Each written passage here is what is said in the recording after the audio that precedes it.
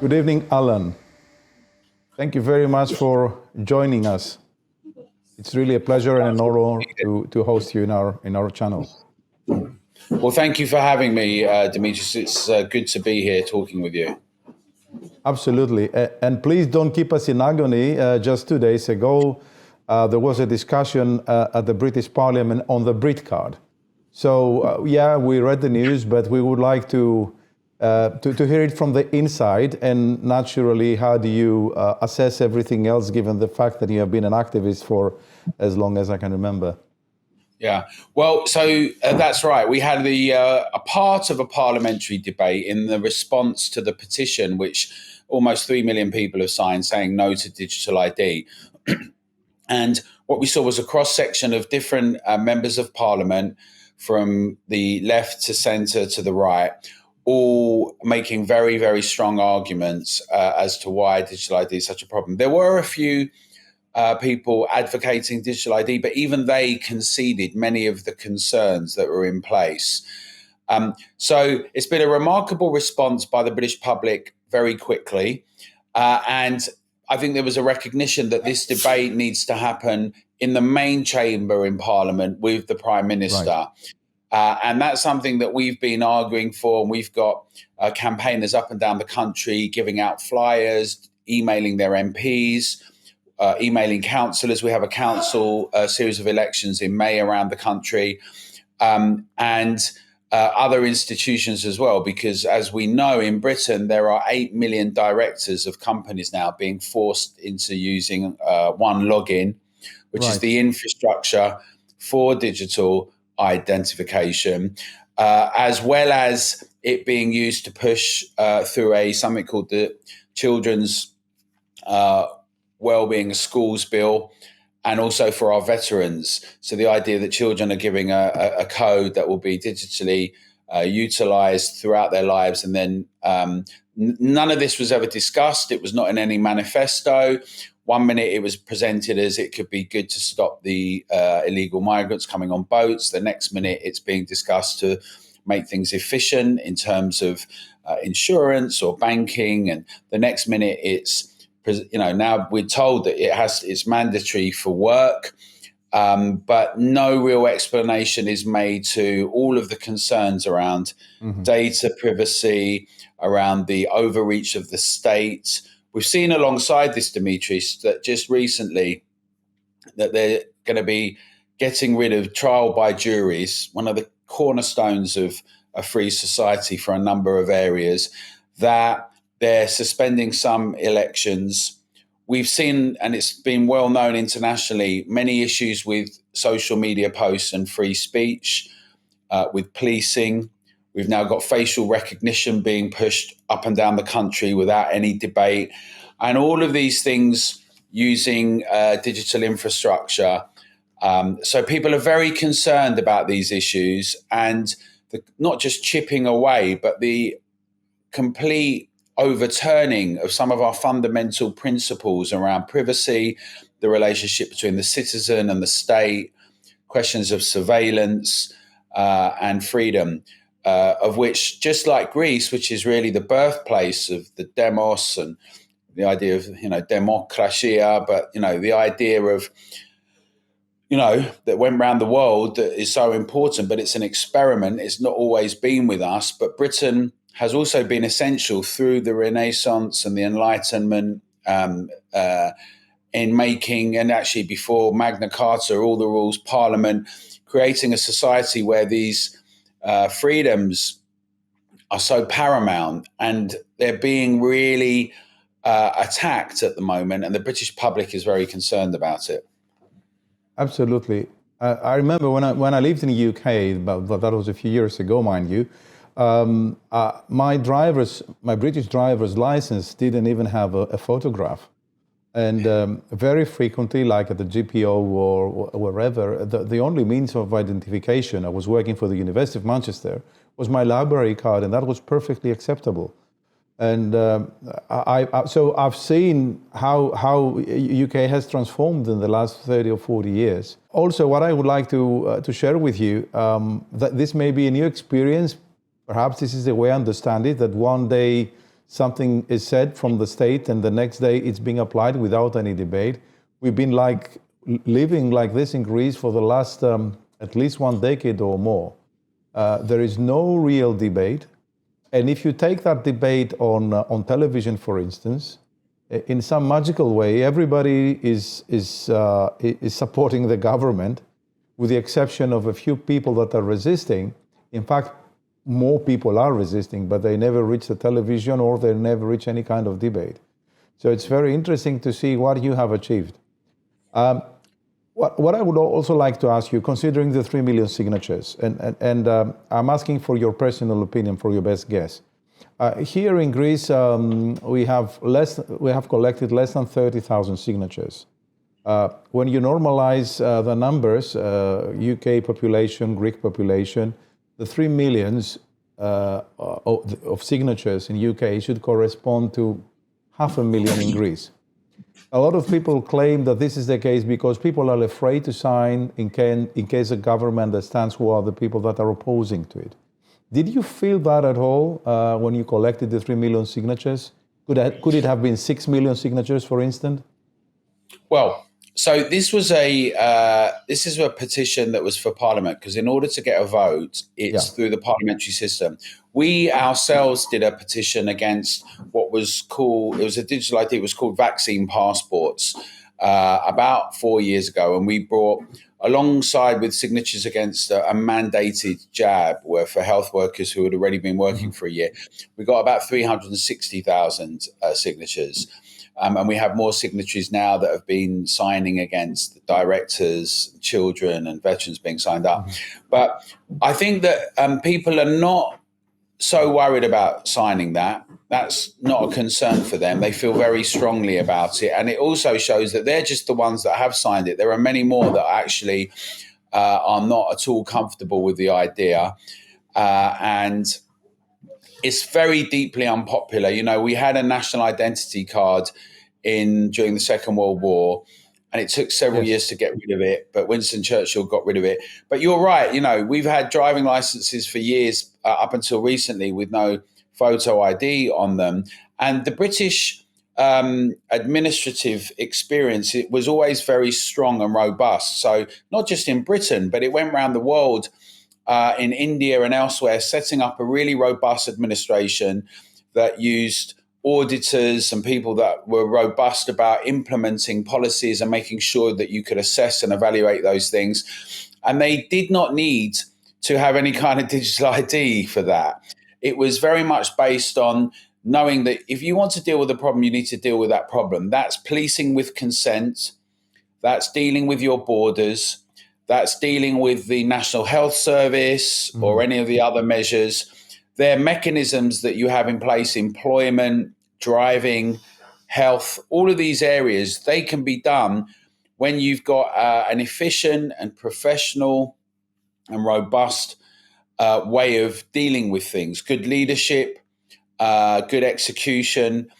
And so these arguments, people in Britain know that they're not really about the problems. They keep changing the problems and saying that it's for this reason and that reason, but it's not washing with people. And people are deeply concerned about, on the one hand, the liberty and privacy concerns.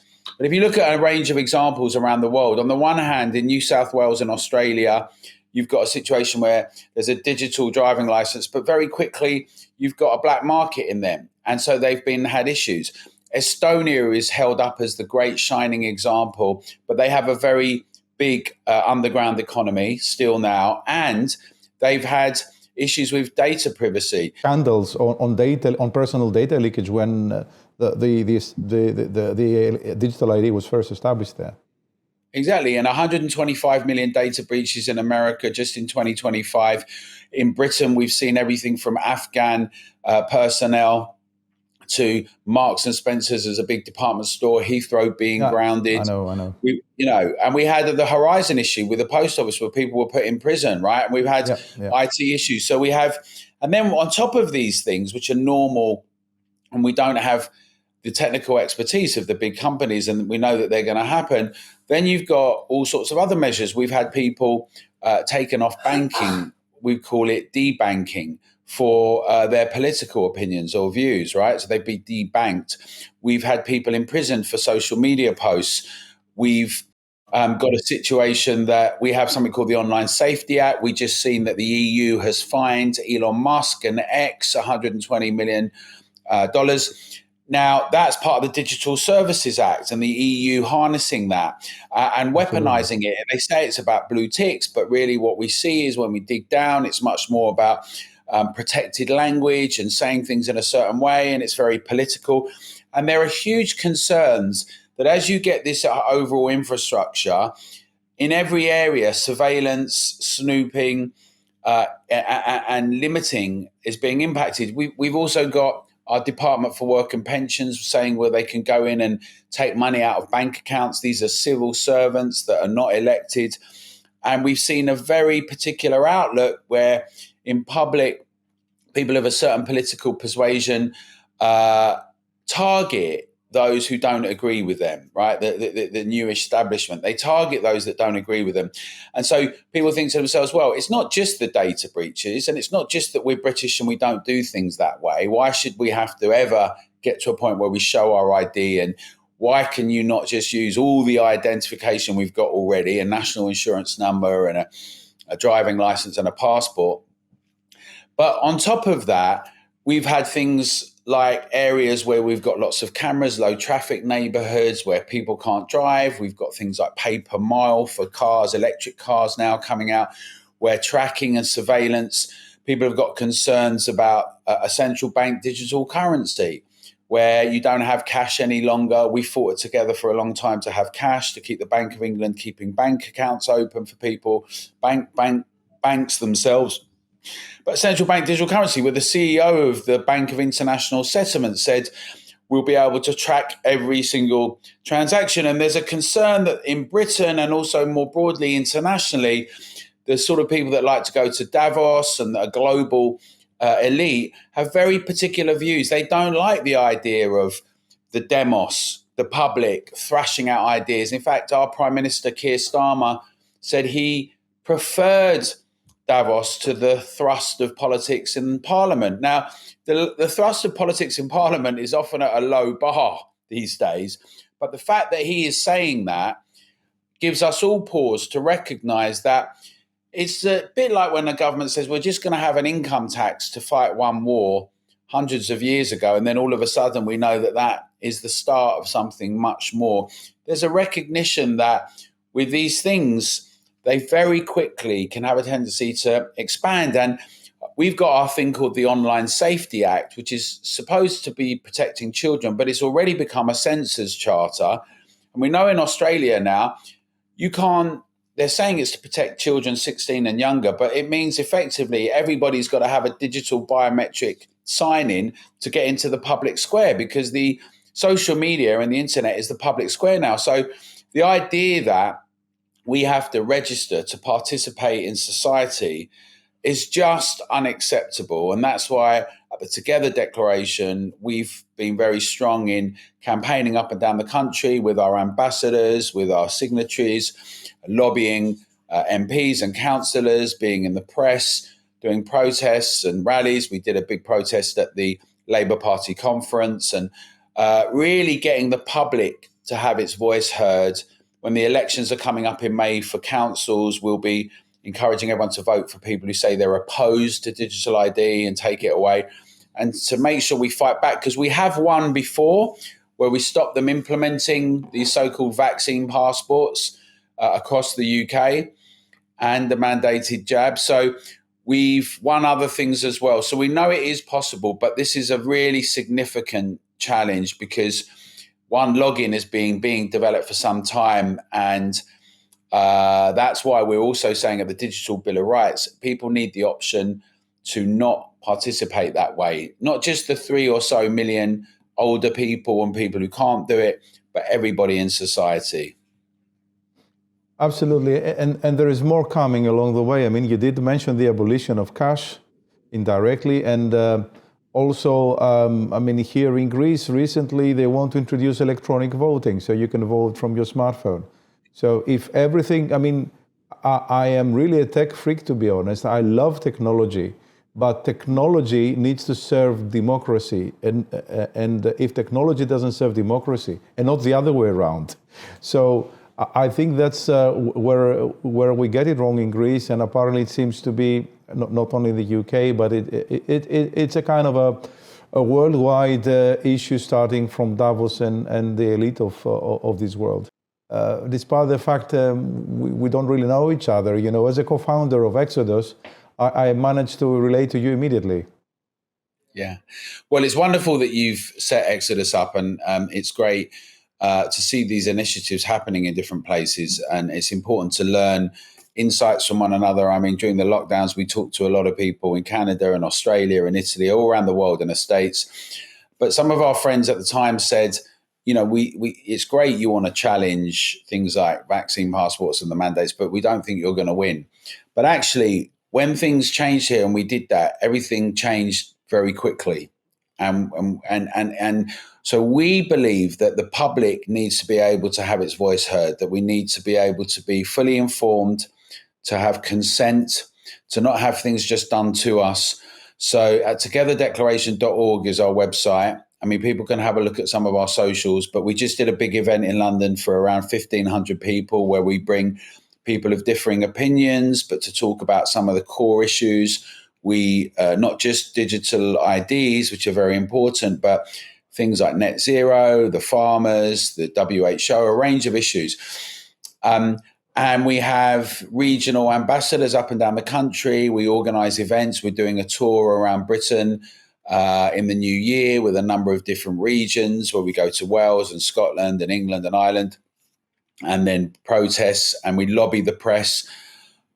We make sure that we get articles out, reports out. But our main thing is to say that we want as much of the public to be fully engaged, because we know that in the end, if the public says no to something, and if we assert our muscles, our political muscles, we can steer the direction of things. We can actually curate things. And a lot more people have got involved who've never been involved in politics. Some people have joined new parties.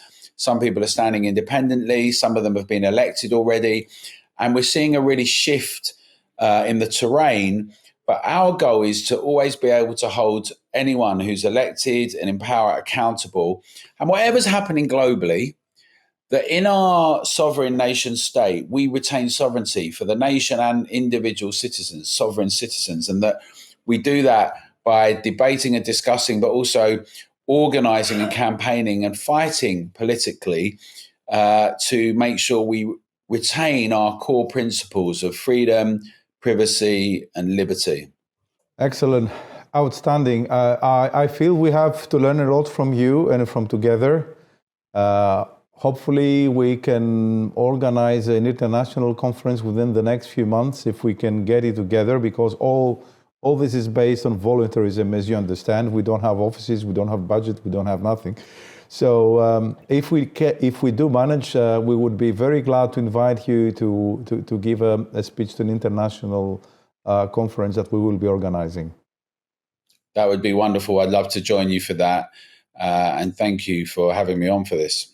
Thank you very much for volunteering to appear in our channel. And of course, the highlights will be shared to a live audience in our forthcoming conference in Thessaloniki. Thank you very much, and hoping that this is the beginning of a new friendship. Wonderful. We'll have a brilliant conference, and thank you. And I really like that idea. So thank you, Dimitris. All the best and good luck with it all. Thank you. Thank you very much.